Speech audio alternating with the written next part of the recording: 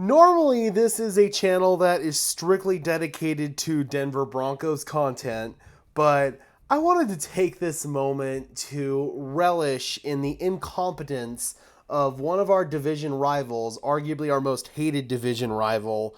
And I just want to take a moment here to say how thankful I am that I am not a fan of the Las Vegas Raiders.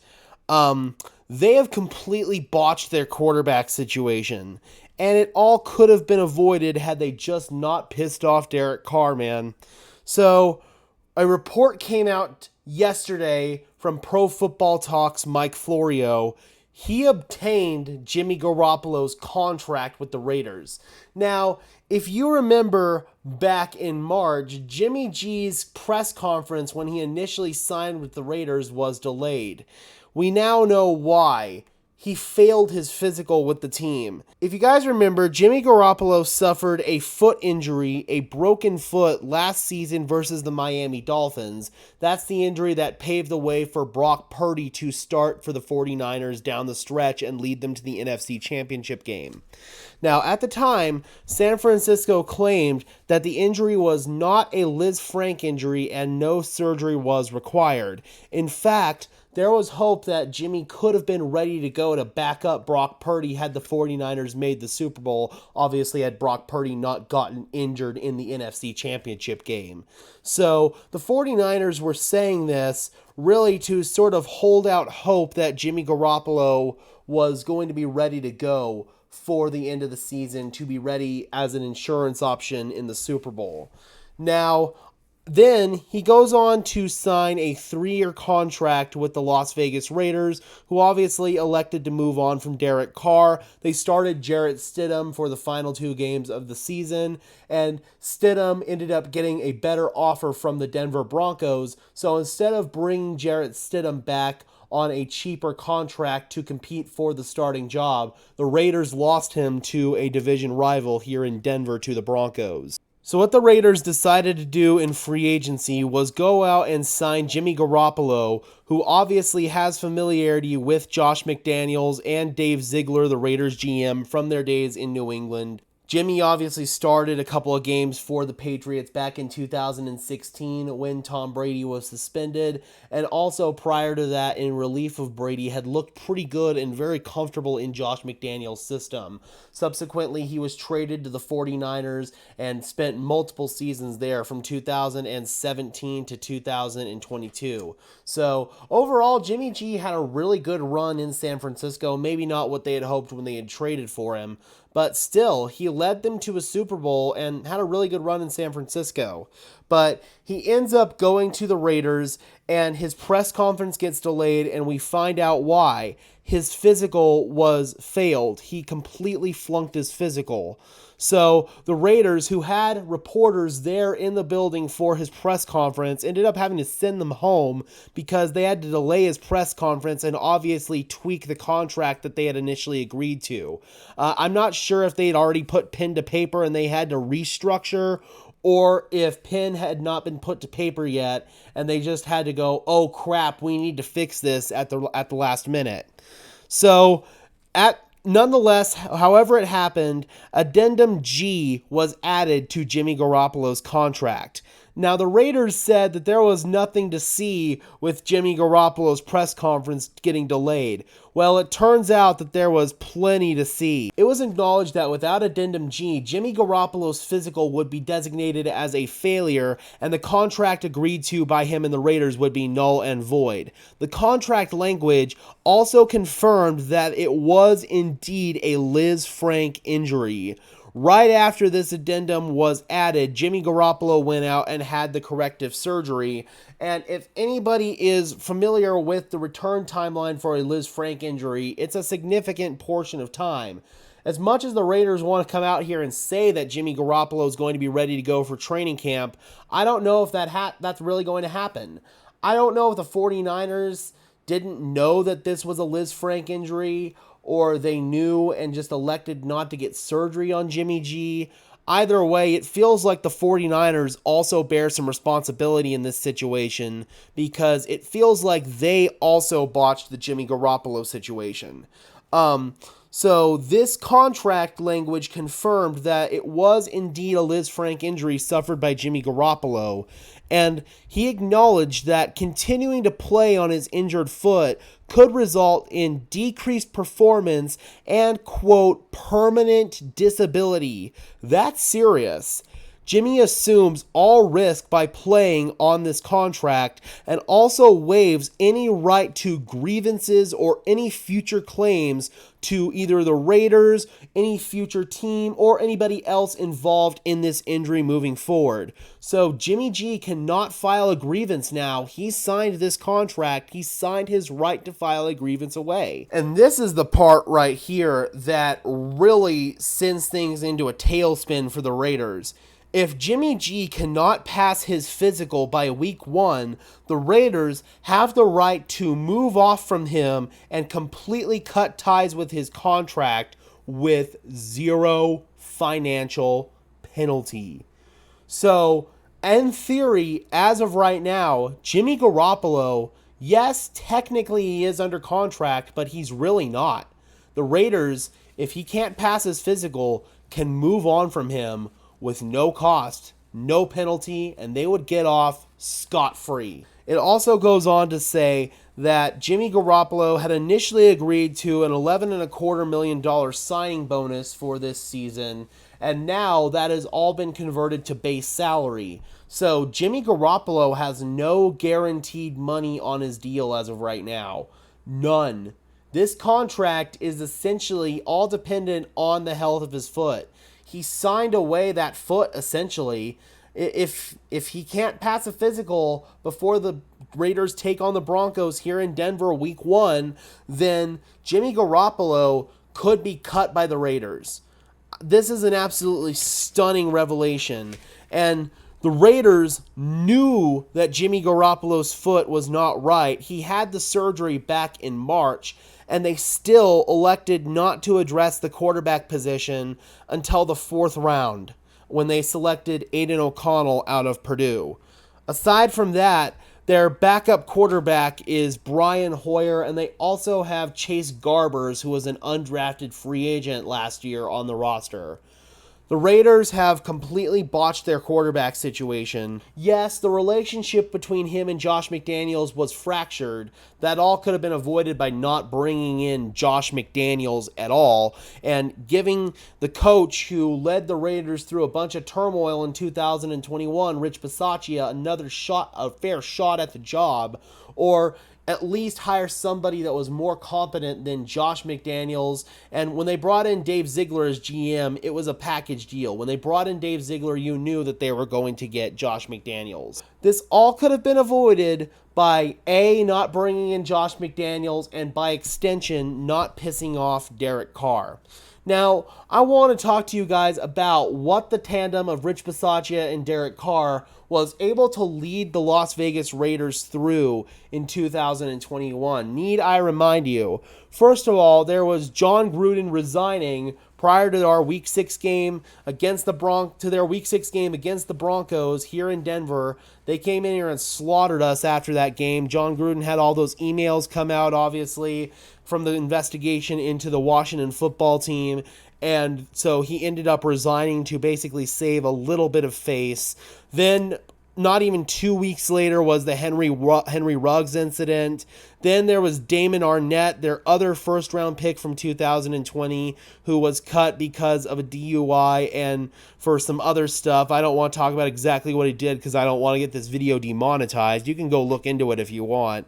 On top of that, he helped oversee the Raiders' transition, Derek Carr did, from Oakland to Las Vegas. And in 2021, despite losing his top wide receiving option in Henry Ruggs, Carr was able to throw for a career-high 4,800 yards, 23 touchdowns, and a 68% completion percentage with a 94 passer rating.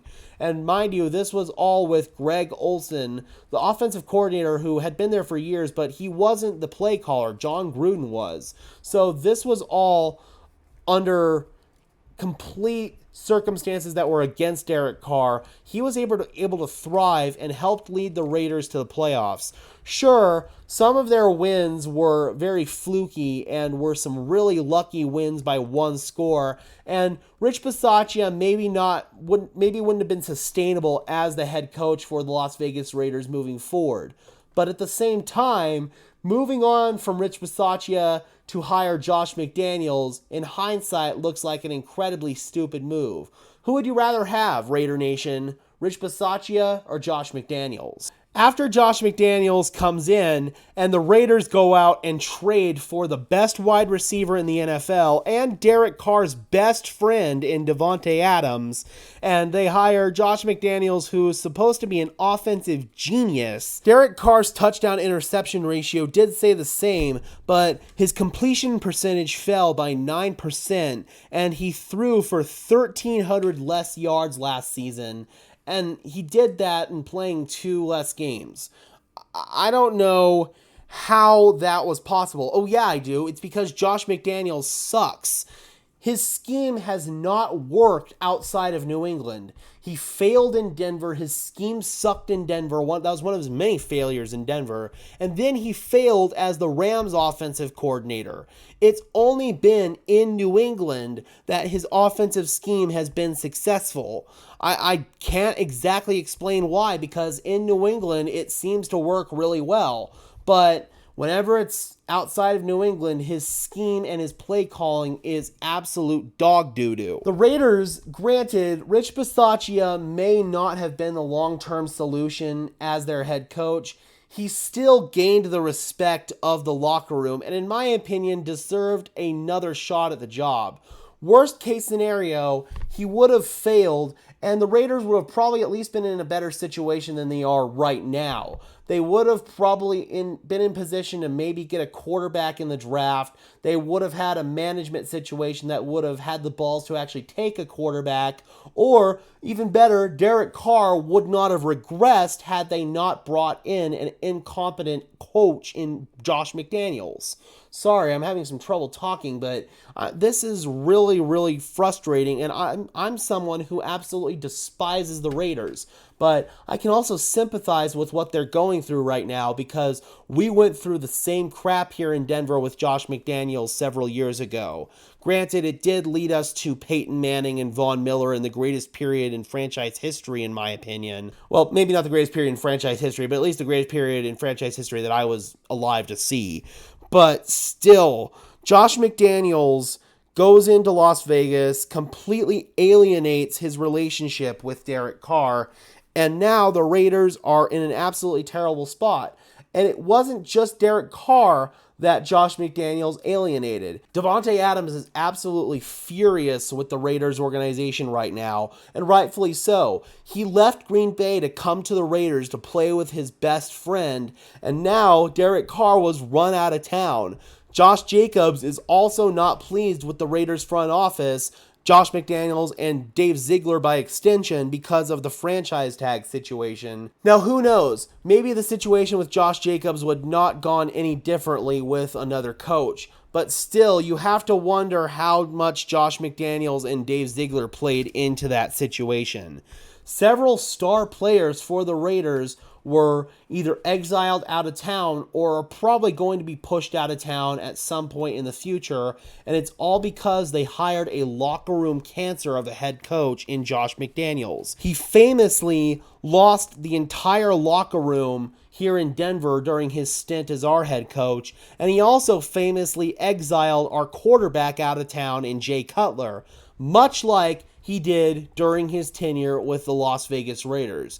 Granted, Derek Carr at least lasted one season with Josh McDaniels. Jay Cutler couldn't even last one season. He was traded before the season even started with Josh McDaniels being here. That's how much of a toxic relationship Josh McDaniels buds with his quarterbacks that aren't named Tom Brady. And speaking of Tom Brady, it all feels like the Raiders exiled Derek Carr because they thought they were going to sign Tom Brady as a free agent, or at worst, get Aaron Rodgers in a potential trade. Neither one of those things happened. They had to pivot to an injured Jimmy Garoppolo, and despite knowing that he was injured and knowing that there's a chance that he won't be on the team next season, they still elected not to address the quarterback position until the 4th round and ended up taking Tyree Wilson at 7th overall. They could have brought in somebody else. They could have traded down and drafted Will Levis, who fell all the way to the 2nd round. And they still probably could have gotten Tyree Wilson. So, oh God, man, the Raiders are such an incompetent organization. As a fan of the game overall, it's really frustrating to watch. But as a Broncos fan, I absolutely love it because it's one less threat in the division. And quite frankly, I don't feel like they're going to get Caleb Williams. They might get Drake May, but the Arizona Cardinals right now are looking like a team who is absolutely tanking. The Raiders are still going to try to sell the BS narrative, even if they trot out Aiden O'Connell, that they're trying to compete and that they're trying to win games. But no matter how you slice it, the Las Vegas Raiders have the 4th best quarterback in the division. There's no way you can get around that. So if you're trying to compete and you've got a division that's got Patrick Mahomes, Justin Herbert, and hopefully an improved Russell Wilson as your competition, and you're trotting out either an injured Jimmy Garoppolo, Brian Hoyer, or Aiden O'Connell, and I don't think Tom Brady's going to play for the Raiders. It really feels like Tom Brady is done, especially if he wants to go and be an owner for the Raiders, because it looks like that's going to get approved, and probably the only way that does get approved is if Tom Brady commits to saying that he's 100% done playing football. Because let's say, for example, that Tom Brady gets approved to be both the owner and be a player for the team. He could get paid handsomely as the owner, but barely, and just get paid the vet minimum as a player. They could essentially circumvent the salary cap, and you know that the rest of the owners are not going to let that fly. So I really just do not see a scenario at all where Tom Brady is going to be the quarterback for the Las Vegas Raiders. I just don't. So the Raiders have themselves in a really bad situation. Even if Jimmy Garoppolo is ready to go by training camp or by week 1, there is a strong chance for re-injury. Liz Frank injuries are incredibly tricky, and that was acknowledged in his contract.